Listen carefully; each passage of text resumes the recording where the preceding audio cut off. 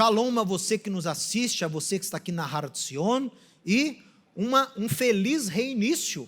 Hoje começamos, com a graça de Deus, mais um ciclo de estudos da Torá com a Parashá Bereshit. Então dê uma olhada aqui na tela, Bereshit, primeira porção da Torá, e o título desse estudo é O Caminho para a Árvore da Vida. Corresponde então à porção de Gênesis 1 a 6:8 e a Haftará de Isaías e Shayahu 42:5, que é um capítulo muito especial, até o 43:10. O estudo de hoje vai se concentrar nesse elemento aí, fantástico, que estava lá no Jardim do Éden, que era Etz HaChaim, a árvore da vida. Vamos dar uma olhada aqui na tela então, no primeiro versículo da Torá, no primeiro versículo da Bíblia, que, como eu disse para vocês há alguns momentos aqui, na minha opinião, é o versículo mais importante de toda a Bíblia. Meu irmão, se você não entende Gênesis 1:1, você vai ter uma fé débil, você vai ter uma fé incompleta, você vai ter uma compreensão de Deus incompleta e eu diria também contaminada, porque Gênesis 1:1 é um antídoto. Gênesis 1:1 é um antídoto para a idolatria.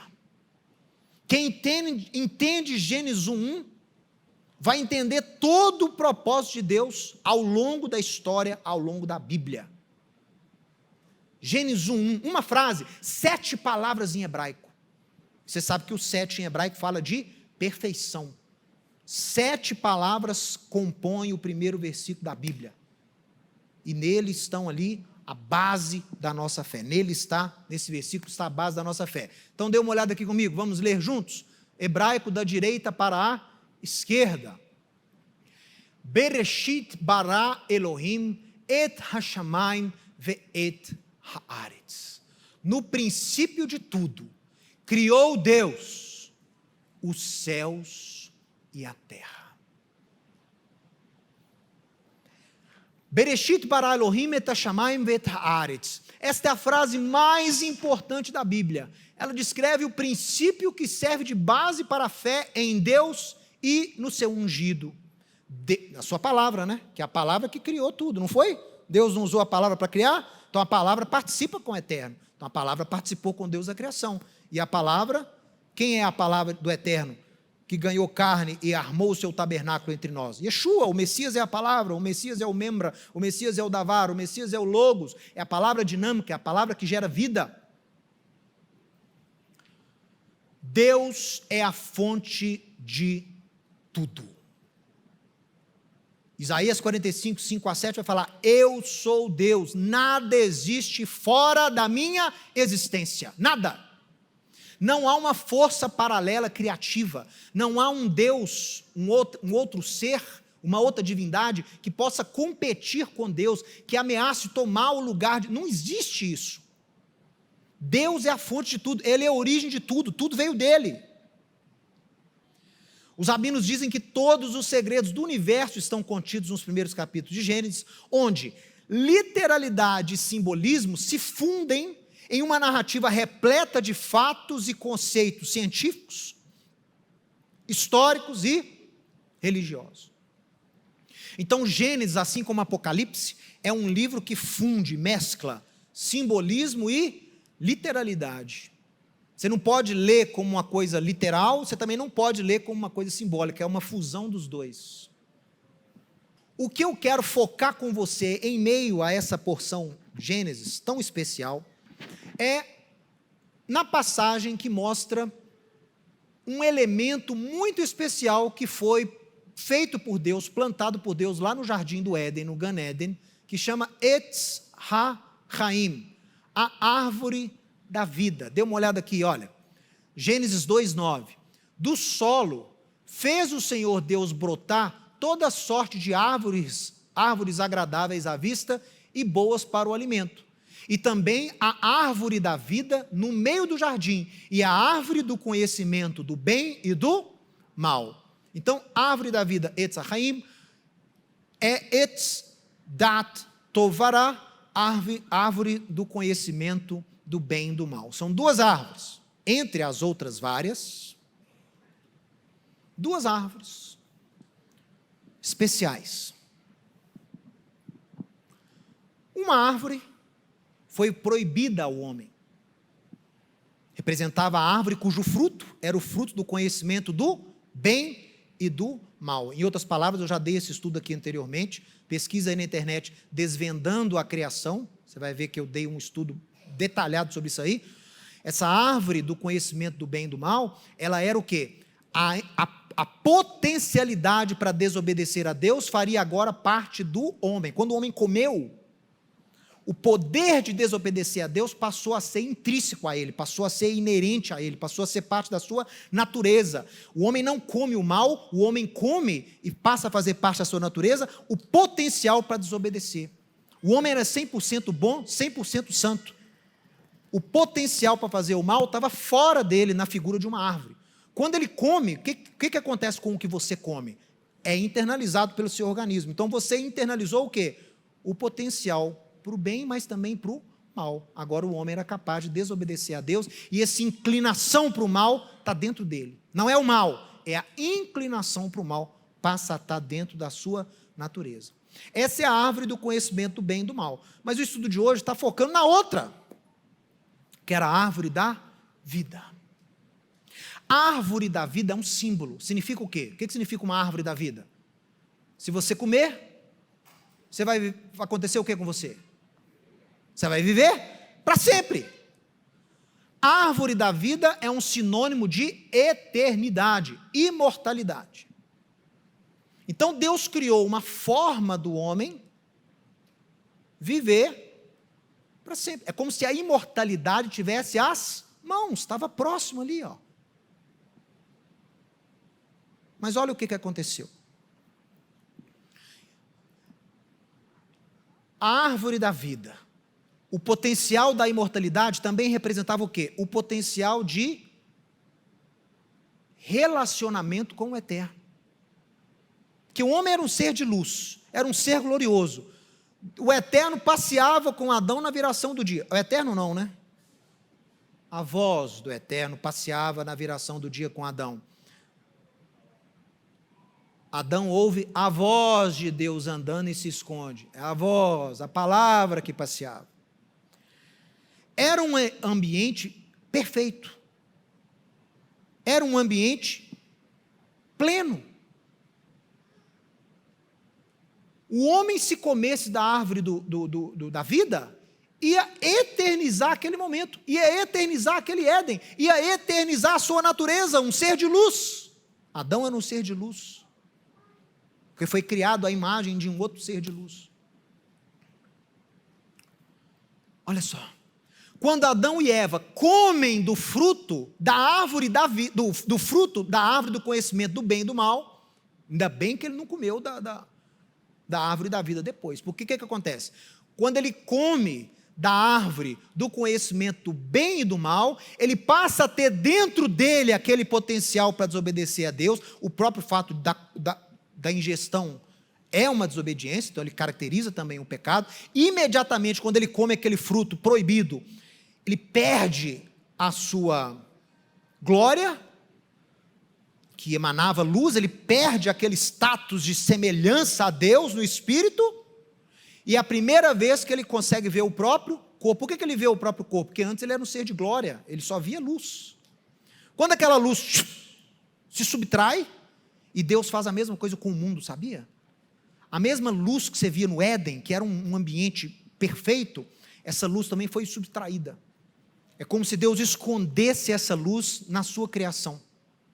A luz foi subtraída, não foi só de Adão, não foi do mundo, da criação. Tá? É Davi que fala, né? Or zaru aletzadik. A luz foi escondida ou semeada para os justos. Até os judeus gostam muito desse cântico, né? De Salmo. Se eu não me engano, é Salmo 97, agora eu tenho que conferir. Or zaru aletzadik. A luz foi concealed. Como é que traduz isso? É escondida, né? Mas é aquele escondido que não é para ficar escondido, é para você ir lá procurar. É reservada, é uma palavra que eu não consegui traduzir, mas é uma palavra, zarua, os rabinos falam, zarua não é só semeada, zarua quer dizer assim, ela foi distribuída, a luz do eterno que você lê lá em Gênesis, antes da queda, ela foi distribuída na criação, ela foi concealed, ela foi escondida para que você possa buscá-la, para que você possa reavê-la, para que você possa tê-la de novo. Essa luz foi subtraída de Adão e foi subtraída também da criação. Olha o que Deus fala para Adão e Eva depois que eles comem do fruto proibido. Então disse o eterno Deus: eis que o homem se tornou como um de nós, conhecedor do bem e do mal, assim que não estenda a mão e tome também da árvore da vida e coma, e viva eternamente. Aqui você está vendo aqui o sentido da árvore. O Senhor, qual foi aqui a ideia de Deus? Espera aí. Se o homem agora perdeu o status de glória, se ele perdeu aquela resplandecência, aquele resplandecer de luz que ele tinha, porque era uma comunhão perfeita com Deus, ele perdeu aquilo. O potencial para fazer o mal estava dentro dele. Dentro dele agora habitavam duas forças. Uma que tendia ele para fazer o bem e uma que inclinava o homem a fazer o mal. Está dentro dele agora. Antes era só a tendência para fazer o bem. A tendência para o mal estava na árvore, estava no fruto. Como ele come o fruto, ele bota essa tendência para desobedecer dentro dele. Então, dentro de cada um de nós tem uma natureza que nos puxa para o bem e tem algo que nos puxa para o mal, para a desobediência. Se o homem nesse estado imperfeito comesse do fruto da árvore da vida, o que ia acontecer? Ele ia viver eternamente nesse estado incompleto. Ele ia viver eternamente nesse estado de separação de Deus. E o plano de Deus era o quê? Desde o início da queda, restaurar o relacionamento original. Deus queria que o homem comesse da árvore da vida, tanto é que o fruto da árvore da vida não foi proibido. Mas depois que ele peca, ele não podia eternizar um estado de separação. Deus tinha que o quê? Restaurar primeiro. Restaurar primeiro.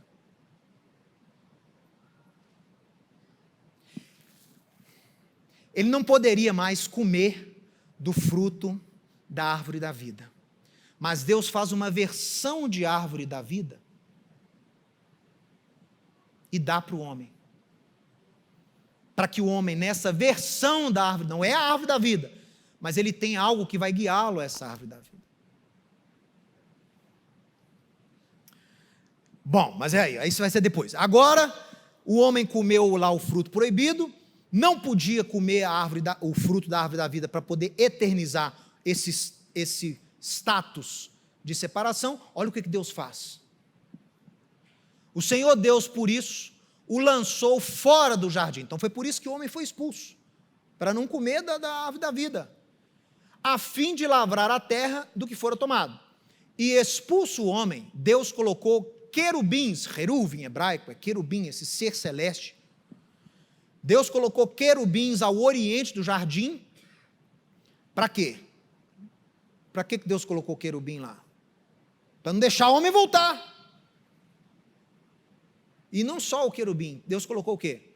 E o refulgir de uma espada que se revolvia para guardar o quê? Você pode ler comigo? O que a espada e o querubim guardavam? Diga mais alto, o caminho para a árvore da vida. Querubins foram postos ali para impedir o homem de chegar à árvore da vida, para que não comesse e se tornasse um ser eternamente distante de Deus, eternamente longe do Éden, eternamente longe daquilo que Deus fez ele para ser. Quem está entendendo aí, pessoal? Olha só. Diferente do fruto da árvore do conhecimento do bem e do mal, o fruto da árvore da vida não foi proibido, em momento algum. Foi proibido depois que o homem pecou. Ou seja, Adão e Eva não foram criados imortais. Isso aqui eu defendo, é uma posição minha. Eu não acho que o homem foi criado imortal. Ele foi criado por Deus mortal. Mas a imortalidade estava às mãos. Olha aqui, ó. mas a imortalidade estava ao alcance de ambos, Adão e Eva. Bastava comer do fruto da árvore da vida e o homem viveria eternamente. Porém, se fizessem isso em seu estado de pecado e distanciamento da glória de Deus, iriam perpetuar para sempre um status de rebelião, ou seja, uma morte eterna. Uma morte eterna. Deus, para preservar a vida, diminui a expectativa do homem. Por quê? O homem, Paraxá, no capítulo 6 de Gênesis, fala que Deus decidiu dar cabo da criação, por quê? Porque era mau o desígnio da criação do homem desde a sua juventude. Era mau o desígnio do coração do homem. Então, o homem fazendo mal, imagina, o homem com maldade no coração fazendo mal ao próximo e à criação durante 900 anos. Olha o estrago que isso ia fazer para a sociedade, para o mundo. Aí o que Deus faz? Não. A partir de Adão, da queda de Adão, a expectativa de vida do homem vai só diminuindo. E chega a quanto lá depois de Noé, do dilúvio? 120. Noé ainda viveu mais, mas a partir dali, os que nascessem teriam o quê? A expectativa reduzida, por causa da maldade do coração do homem, gente. Porque a morte entra no mundo, e uma morte prematura. Deus não criou o homem para morrer, mas o homem trouxe para si pela desobediência a morte, mas o intento de Deus foi o quê? Vencer a morte. Gente, por que a Bíblia abre com o jardim do Éden? Porque aquele projeto inicial de vida, aquele ambiente original de vida, é o que Deus quer tornar a existir, é o que Deus quer tornar a existência.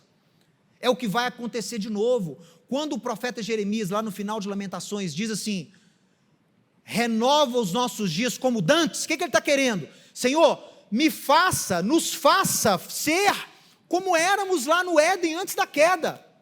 Faça a terra voltar a ser como era lá no jardim do Éden. O Éden é o protótipo do que Deus quer para a humanidade, para o homem, gente. A proximidade a Deus, a glória manifesta de Deus através do homem, o domínio sobre a criação, né, o domínio do intelecto, o resplandecer de Deus, esse é o objetivo de Deus. O Éden é o padrão, o Éden é o protótipo, o Éden é o modelo. Então, o objetivo do servo de Deus é tornar ele, o seu próximo e o mundo, como eles eram antes da queda. O Éden é o objetivo final, em hebraico a gente fala tafkid, é a missão do homem, é tornar aquilo ali a existir de novo. Agora, para aquilo ali existir e funcionar, o homem tem que ter acesso de novo ao quê? À árvore da vida. Porque se ele não tiver acesso à árvore da vida, não vai voltar a ser como era antes. Aí vai ser incompleta a restauração. Para a restauração ser completa, o homem tem que voltar àquele ambiente e ir lá e comer do fruto da árvore da vida, mas agora com uma natureza transformada. Aí vai estar completo o ciclo da restauração. Olha só. Todo ser humano, pessoal, possui uma memória do Éden. Diga, memória do Éden. Está na sua alma. O judeu não carrega uma memória judaica, uma alma judaica? Beleza. Mas todo ser humano carrega uma memória do Éden. Todo ser humano tem uma saudade daquilo que existia lá no jardim do Éden. Todo ser humano tem uma saudade, que ele não viveu aquilo, mas está dentro dele, aquela saudade daquela proximidade com Deus, aquela saudade daquele status onde você caminhava com Deus na viração do dia, aquele status de santidade, de proximidade com o divino. Todo mundo tem, todo ser humano tem um pouquinho disso lá dentro. A gente chama de memória do Éden, que é o quê? Um desejo que é parte da sua natureza. Qual é a pergunta que todo ser humano faz desde o início da civilização? Como podemos nos reconectar com o nosso Criador? Como podemos voltar à comunhão do Éden? Como podemos chegar à árvore da vida? Como restaurar o relacionamento original com o nosso Criador? Você não precisa ensinar um homem a buscar uma divindade, a adorar uma divindade, a reconhecer que há uma força maior que ele. Toda civilização, ao longo da história, teve manifestação dessa necessidade de adorar. Você pega as pirâmides lá, eu ia falar aqui da cultura maia azteca, mas isso é um pouco mais recente comparado às outras lá do Oriente Médio. Você vai lá no Oriente Médio, você vê estruturas lá feitas, templos. Outro dia, eu me lembro que na última viagem que fiz a Israel, o Shula me levou no Negev, e lá nós vimos ali vestígios de um templo, meu irmão, com milhares de anos de idade. Um templo com átrio, com um lugar santo, né? Que eles já tinham essa noção de ter um santo lugar, mas um lugar só inacessível, que é onde habitava a divindade. Aí você tinha um santíssimo lugar. Os templos todos seguiam o mesmo padrão. Você tem posteriormente o quê? O sistema de panteão de deuses, né? Os homens começam a desenvolver assim, um panteão de deuses, que tem o Deus Sol que nos dá a vida, tem o Deus da guerra, tem o Deus do mar, tem o Deus da fertilidade, tem o Deus da colheita, tem o Deus do vinho, tem o Deus da guerra, e aquilo vai. Aquele reconhecimento de que há uma força maior do que eu, sempre fez parte da humanidade, gente, por causa dessa memória do Éden. O homem naturalmente vai querer adorar o seu Criador. Só que se ele não souber quem é o Criador, ele vai acabar adorando o quê? Pau, pedra, animal, natureza. Mas esse desejo está dentro de nós, porque nós carregamos essa memória do Éden. O nosso desejo é voltar como era lá atrás. Essa é a pergunta que a humanidade sempre fez. Como é que a gente pode voltar a árvore da vida? Como a gente pode restaurar o relacionamento original com Deus? O caminho de volta ao Éden é o caminho da árvore da vida. Você concorda comigo? O caminho de volta ao Éden é também o caminho da árvore da vida. Os querubins que guardam esse caminho da árvore da vida, foram representados na grande cortina que ficava no interior do templo, assim como os querubins do Éden. Estes também protegiam o caminho para a arca da aliança dentro dos santos dos santos. Olha que coisa mais interessante. Na cortina do tabernáculo, depois na cortina do templo, na cortina que separava o lugar santo do Kodesh HaKadoshim, do Santíssimo, você tinha uma cortina, não é? Dentro do Santíssimo lugar ficava a Arca da Aliança, não é? A Arca da Aliança era o quê? A maior representação de Deus na terra, era um objeto que testemunhava, por isso que em hebraico ele chama Arca do Testemunho, né? Arona é a arca do testemunho, porque lá dentro tinha um testemunho da presença e do sustento e do cuidado da escolha de Deus. O maná, a Torá, tinha lá o bordão de Arão, florescido. Na cortina que dava acesso à arca, Deus mandou colocar querubim. Por quê? Para lembrar o judeu que aquele querubim ali, aquele acesso ali, estava restrito igual o querubim que guardava o caminho da árvore da vida. É o mesmo querubim. Ou seja, o acesso a Deus, como você tinha antes, não pode mais existir. Tem uma cortina e tem um querubim guardando. Se o judeu entrasse ali dentro, ele morria. Tanto é que o sumo sacerdote entrava uma vez por ano, ele abria a cortina do querubim, ele passava entre os querubins uma vez por ano, e amarrado. Porque se tivesse algum pecado aí e ele morresse lá dentro, o pessoal tinha como puxá-lo, porque ele não pode entrar lá dentro para buscar, senão você morre. Tamanha era a santidade. No tampo da arca, o tampo da arca, Deus manda fazer o que também? O que Deus manda fazer no tampo, no propiciatório? 2 querubins, os mesmos querubins que guardam o caminho para a árvore da vida, estavam também o quê? Guardando o acesso à arca. Olha aqui. Aqui você tem 2 representações de como era a cortina, está vendo os 2 querubins aqui? Isso é dentro do templo. E aqui você tem uma representação da arca da aliança com os 2 querubins fundidos, um olhando para o outro, no tampo da arca, né, chamado de propiciatório. Olha só. Agora, espera aí. Se os querubins foram colocados lá para impedir o acesso ao homem, por que Deus quer impedir? Porque Deus é mau? Por que Deus quer impedir o acesso seu à santidade completa? O que você acha? Por que Deus quis impedir Adão de comer do fruto? É o mesmo motivo. Por que Deus impediu Adão de comer a árvore da vida? Por que tinha cortina lá para não deixar você chegar perto da Arca da Aliança? Porque senão você vai eternizar uma morte eterna, senão você vai eternizar um momento de separação, você não está pronto. Você não pode ter acesso à santidade de Deus como você tinha lá atrás, senão você morre.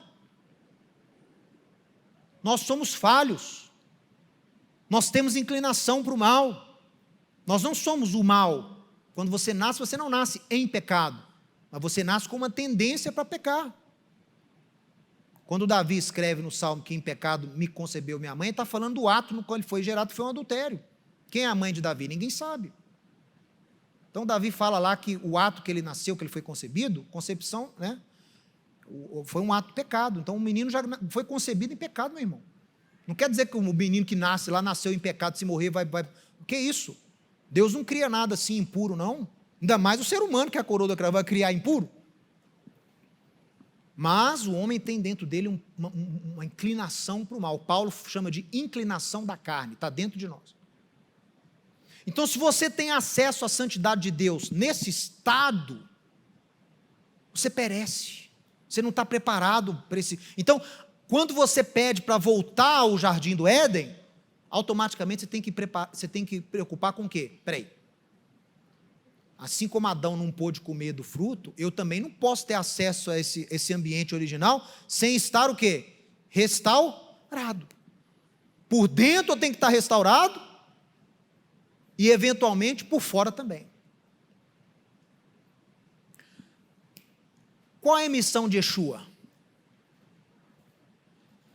Qual é a missão de Yeshua?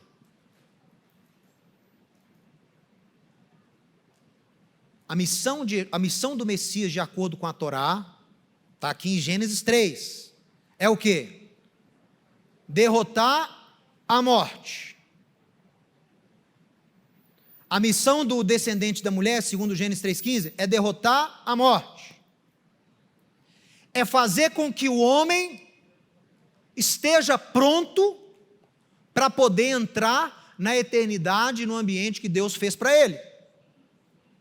A missão do Messias não é só restaurar o mundo fisicamente, de acordo com o que ele era no Éden, mas é restaurar o ser humano à imagem do que ele era antes da queda. Essa é a missão do Messias. Então ele transforma por dentro e eventualmente também vai transformar você por fora. É por isso que você vai ressuscitar. Porque ninguém vive eternamente sem estar ressuscitado. Para você viver, olha a palavra, vida eterna. Então tem que ter vida. Tem que ter matéria eterna, vida eterna. Por isso que vida eterna não é no céu. Vida eterna é aqui. Por isso que para você viver eternamente aqui vai existir a ressurreição. Então Yeshua vai te garantir uma mudança interna, a obra de Deus através de Yeshua, o Messias, te transforma internamente, você começa a parecer com aquele Adão lá antes da queda. Você ainda tem trabalho a fazer, mas você tem domínio. Você consegue dominar aquela inclinação para o mal, aquilo não te domina mais. A obra do Messias, você nasce de novo. O que é nascer de novo? Você passa a ter domínio a essa inclinação para o mal. Então você tem uma transformação interna. E quando ele vier, ele vai orquestrar em nós uma transformação externa. Os que estiverem vivos vão ter corpos glorificados, a imagem do que era o corpo de Adão, e os que morreram vão o quê? Ressuscitar. Então o Messias transforma o homem e transforma a natureza de volta ao que era lá no Éden. O que aconteceu quando Yeshua entrega o seu espírito ao Pai? Vocês lembram a história? Tem nos evangelhos, mas o evangelho de Mateus deixa isso claro lá. Mateus 27. O que acontece lá em Jerusalém quando o Messias entrega ao Pai o seu Espírito? Quando ele completa a obra ali, ele não havia ressuscitado ainda, mas quando ele entrega o Espírito ali, alguma coisa aconteceu em Jerusalém. O que aconteceu?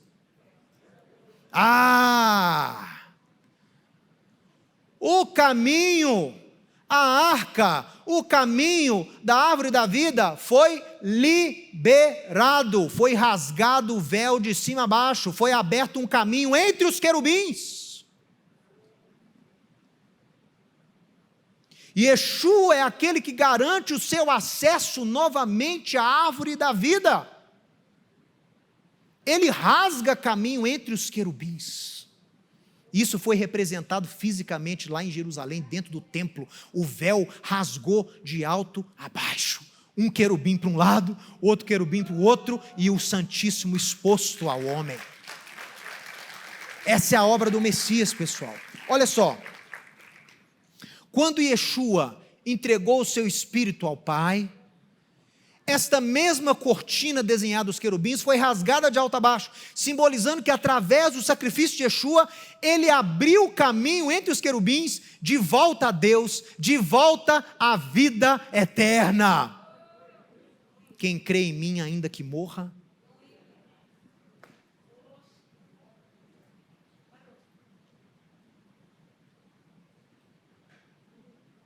Yeshua chega lá para acudir Lázaro. Só que chega tarde demais, já tinha morrido. Aí Marta vai encontrar com ele e fala: se eu tivesse chegado antes, meu irmão não tinha morrido. Ele falou: não, mas quem crê em mim, ainda que morra, viverá. Aí ela responde: mas eu sei que haverá ressurreição no dia do juízo. Ela estava achando que ele estava se referindo ao quê? Porque se ele era um justo, ele vai ressuscitar no dia do juízo para reinar. Então, aquilo o judeu já sabia, né? O ensino farisaico difundiu isso lá na época. Toda pessoa sabia que se alguém fosse ensinado por algum fariseu, ela ia aprender que haverá ressurreição dos mortos, haverá um juízo e haverá ressurreição. Então a Marta responde: não, eu sei, ele morreu hoje aqui, mas ele vai ressuscitar lá no reino milenar. Aí Yeshua fala: não, eu sou a ressurreição, apontando lá, tudo bem, lá eu vou ser o que vai orquestrar a ressurreição, mas eu também não sou só a ressurreição, eu sou a vida. Eu sou o caminho de volta ao fruto da imortalidade, da perpetuidade com Deus. Você vai ficar para sempre próximo de Deus, através de Yeshua. Você não chegou lá ainda, de fato.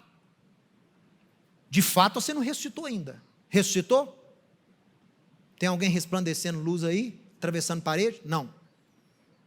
Mas por dentro, você já começou a ser transformado em preparo para a sua entrada no Santíssimo Lugar, em preparo para que você chegue lá à árvore da vida. É um processo, e o processo já começou. E quando o véu rasgou, Deus quis ensinar o quê? O caminho está novamente aberto. Através da obra de Yeshua, você tem acesso à vida eterna com Deus. Você pode restaurar aquele modus operandi que era lá no início. Olha só, quando Yeshua entregou o Espírito a Deus, a cortina foi rasgada, simbolizando que através dele, do sacrifício de Yeshua, ele abriu o caminho entre os querubins, de volta para Deus, de volta à vida eterna. Respondeu-lhe Yeshua: eu sou o caminho e a verdade e a vida. Ninguém vem ao Pai senão por mim. Esse capítulo de João 14 é impressionante. E infelizmente é um capítulo muito mal interpretado. Muito mal interpretado. Por quê? Yeshua está dizendo que através do sacrifício dele, você tem acesso ao Pai. E o judeu pensava assim: você tinha lá em Jerusalém o templo, que era considerado a casa de Deus, né? Chamava de casa de Deus, era o templo. A glória de Deus era vista ali. Quanto mais, era um círculo concêntrico de santidade. Quanto mais próximo você chegava ali, mais era exigido de você, porque o local era santo. Quanto mais distante, mais tranquilo você podia ser. Agora, com o mais próximo, mais santo você tinha que ter. Tanto é que você tem os círculos, né? Você tem o mundo, você tem Israel, você tem Jerusalém, você tem o templo, tem o Santíssimo Lugar. Vai fechando. Você tem o mundo, depois você tem Israel, depois você tem Jerusalém, depois você tem o templo, que aí já exige uma santidade. Na época lá você tinha que se purificar, tinha que passar pela água. Depois tem o pátio ali dos sacerdotes, aí só o sacerdote que entrava, e você tem ali no ponto principal, ali no centro desses círculos, você tem o quê? O local mais sagrado do universo, que era o Santíssimo Lugar, e lá só o sumo sacerdote entrava uma vez por ano. Então é um círculo concêntrico de santidade. Yeshua abre caminho para você sair do círculo externo e chegar até o círculo mais interno. É a obra dele, ele abre esse caminho. Olha só. Por isso que ele fala aqui em João, e por isso que João, eu estava falando sobre isso, é por isso que Yeshua explica lá em João 14, que esse desejo do judeu de habitar na casa de Deus, Davi escreve isso, né? Quem habitará no teu tabernáculo, aquele que tem mãos puras. Então, é o desejo do judeu. Quem subirá ao teu monte, quem habitará com o Senhor no tabernáculo. O desejo do judeu era voltar a ficar próximo de Deus. E como é que você ficava próximo de Deus no conceito da época? É morando no templo. Imagina uma pessoa morando no templo. Imagina uma pessoa armando uma tenda do lado do templo.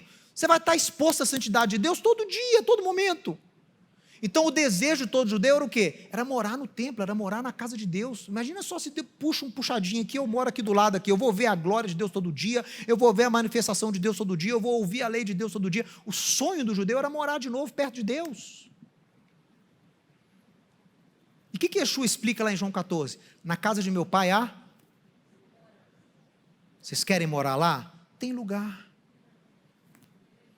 Mas vocês não podem ir lá e armar a tenda lá. Quem tem que preparar o caminho para vocês, quem tem que preparar a tenda para vocês lá sou eu.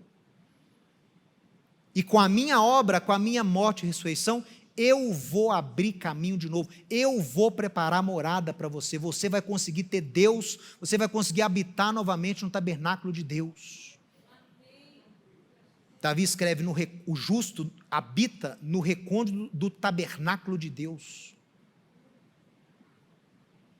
Yeshua está falando, com a minha obra, vocês vão viver como se vocês vivessem, vocês vão viver como se estivessem morando na casa de Deus, tendo contato com a santidade diária. Yeshua não está falando de você morar no céu eternamente, vai preparar a casa para você lá, não existe isso. Tanto é que o maior símbolo de habitação eterna, que é a Nova Jerusalém, onde que ela vai lá em Apocalipse 20, 21? Desce!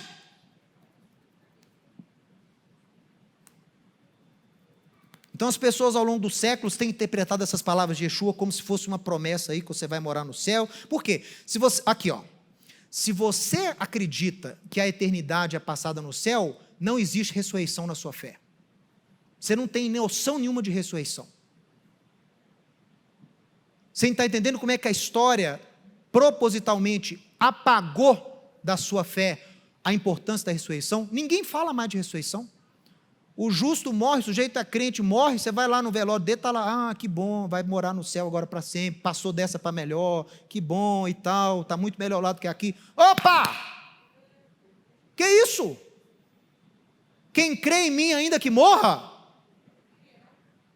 Não é viver lá não, é viver aqui. É ressuscitar, para reinar com Yeshua, aqui, numa terra restaurada, como era lá no Éden. Esse é o trunfo da nossa fé. Se você apaga a ressurreição da sua fé, você tem uma fé incompleta. Se a obra de Yeshua tivesse terminado na cruz, seríamos todos derrotados hoje. A minha fé é verdadeira, a minha fé é verdade, porque o túmulo está vazio. A cruz é importante, mas não foi o fim do projeto, foi uma parte do projeto. Não foi o fim da caminhada, foi parte da caminhada. O objetivo final era a ressurreição. Tanto é que os primeiros discípulos valorizavam muito mais a ressurreição do que o objeto de cruz propriamente dito.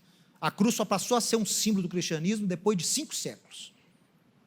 Qual que era o símbolo do cristianismo originalmente? Vocês lembram? Que era um símbolo farisaico, né? Qual era o símbolo farisaico que remetia à ressurreição?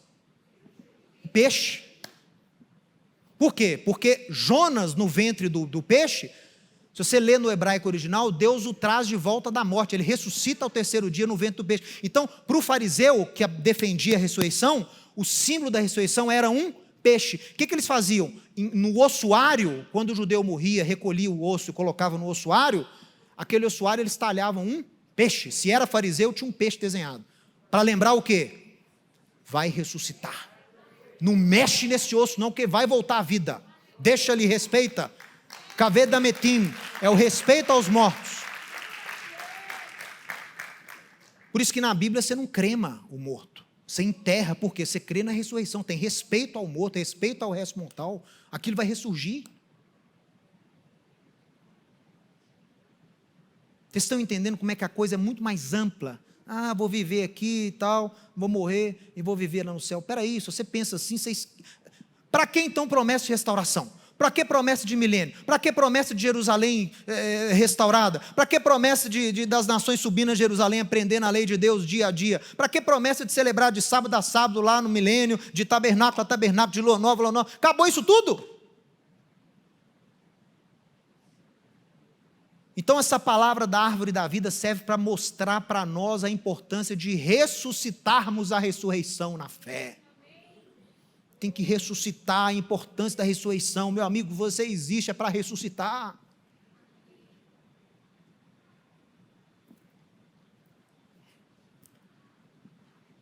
Aí Yeshua fala, eu sou o... Que caminho? Caminho à árvore da vida, caminho a Deus, caminho à eternidade. Eu sou o caminho, eu abro o caminho de novo para vocês. E a verdade e a vida. Ninguém vem ao Pai senão por mim. Através de Yeshua temos novamente acesso ao caminho que nos levará ao Éden, ao status original de comunhão com Deus. Yeshua nos conduzirá à árvore da vida, que é o quê? Que é a eternidade prometida por intermédio da sua ressurreição. Você ressuscita, você vai ressuscitar no poder da ressurreição dele.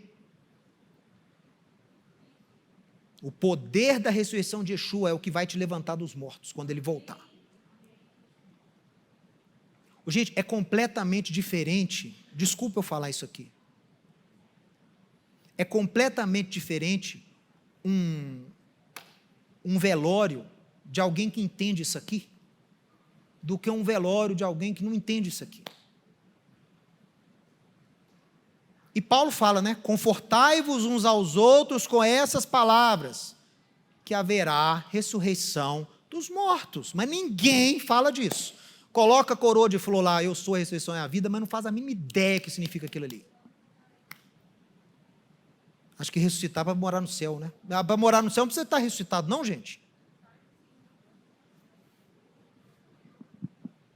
Morrer para morar no céu, tá dessa para melhor estar lá no céu, né? E gente que crê em Deus, gente que acredita na ressurreição de Yeshua, não entende o que é ressurreição.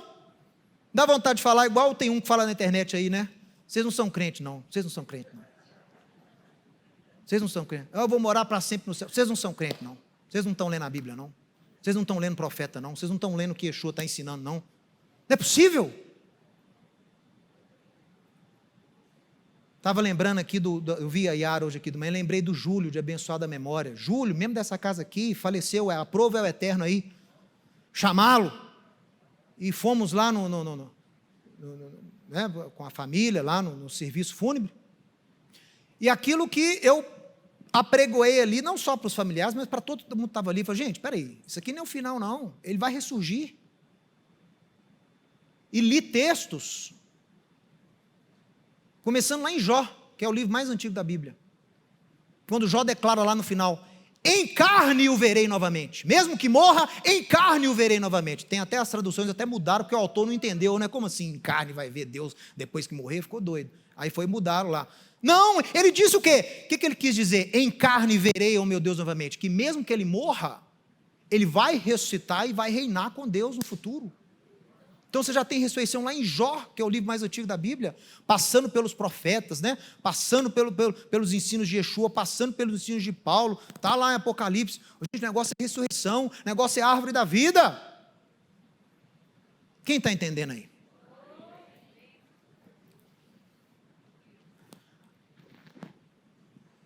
O autor da carta aos judeus messiânicos, que é o livro de Hebreus, a gente está encerrando, expressa muito bem essa verdade quando ele escreveu: tendo, pois, irmãos, intrepidez para entrar no Santo dos Santos, pelo sangue de Yeshua, pelo novo e vivo caminho que ele nos consagrou, pelo véu. Olha aí o caminho, gente. Se é o caminho aberto entre os querubins, é o caminho da árvore da vida. Caminho, Yeshua é o caminho.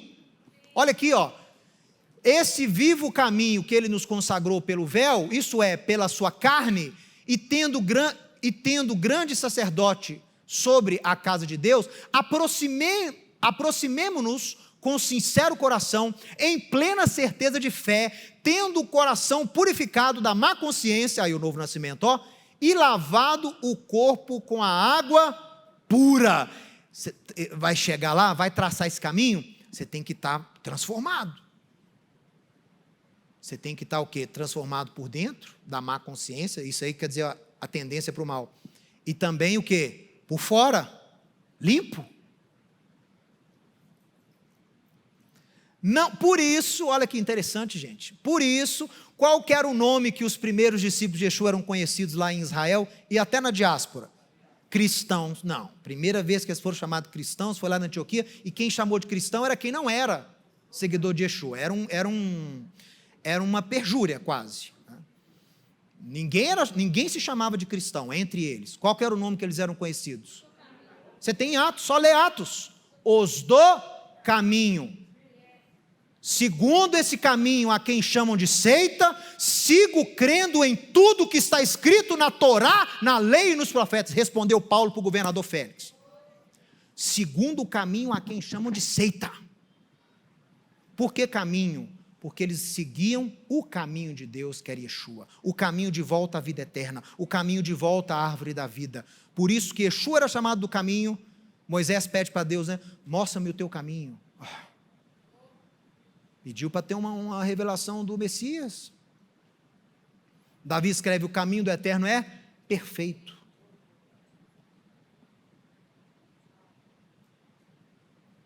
Então, pessoal, Yeshua é a concretização, é o caminho. Os seus seguidores iniciais eram chamados seguidores do caminho. Em hebraico tem uma palavra dos profetas que diz netiviá. Netiviá significa caminho de Deus, netivia, que é o nome da nossa sede lá em Jerusalém, Ministério Netivia. O brasileiro fala netívia, né? Mas o nome é netivia. Netiviá significa o caminho de Deus. Yeshua, os do caminho. Quem quer fazer parte do caminho aí? Deixa eu ver. Aqui, peraí. Fica animadinho assim não. Você não escutou o que Paulo se defendeu dizendo lá não? Segundo o quê? O caminho a quem chamam de quê? Não mudou nada. Não mudou nada. Segundo o caminho a quem chamam de seita, sigo crendo em tudo que está escrito na lei e nos profetas. Se você hoje, muitas vezes em alguns meios cristãos, apregoa, como Paulo, o caminho, Yeshua, crendo em tudo que está na lei e nos profetas, vão te chamar de seita.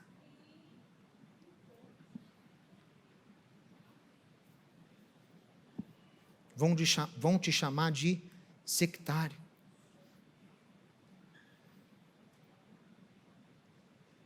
Nós precisamos de homens e mulheres corajosos para trilhar de novo esse caminho, o caminho aberto por Yeshua, trilhado pelos apóstolos. Está precisando de ter gente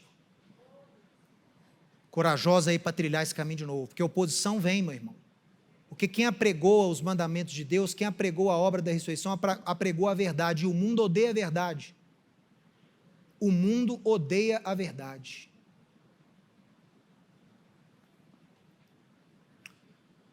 Não obstante os primeiros seguidores judeus de Yeshua serem chamados de os do caminho. Olha a quantidade de referência que tem só em Atos.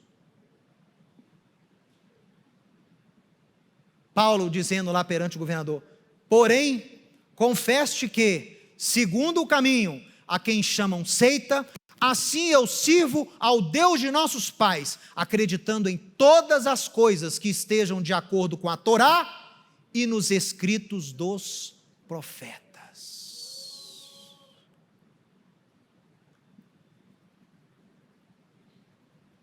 Quer fazer parte do caminho? Quer andar no caminho da eternidade que te conduzirá de novo à árvore da vida, que é Yeshua? Mas não crê na lei e nos profetas?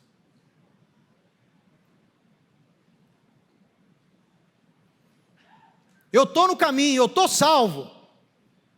Mas a lei já acabou, a lei é coisa de judeu. Israel era o povo eleito, não é mais. Então,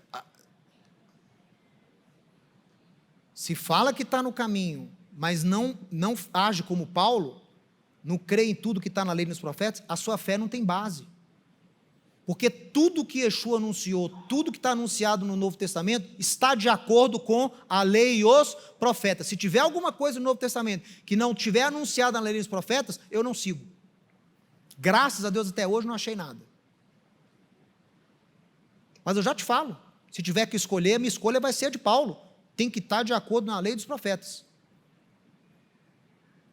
Você lê Paulo lá, passando aquela temporada lá em Bereia, ele vai na sinagoga lá, aí ele elogia que ali são os mais nobres da plateia. Por quê? Porque aqueles judeus lá, ele ia falando, ele ia citando, o que eles iam fazer? Vão conferir lá se está falando isso mesmo, que o Cristo deveria vir, vão saber. Como é que identificava Yeshua nos seus dias? Achamos aquele a quem Moisés escreveu, a referência à lei e os profetas. Nós temos que restaurar essa fé da ressurreição, essa fé comprometida com o ensino apostólico, porque isso aqui é ensino apostólico, e essa fé comprometida com as escolhas de Deus. Essa fé torna de você um seguidor do caminho. Restauração são já em nome de Yeshua. Amém. Se você gostou e foi abençoado com esse estudo, inscreva-se em nosso canal do YouTube. Considere também ser um mantenedor do trabalho do Ensinando de Sião no Brasil, Israel e no mundo. Doações e contribuições podem ser feitas através do link na descrição desse vídeo. Um grande abraço e shalom, shalom.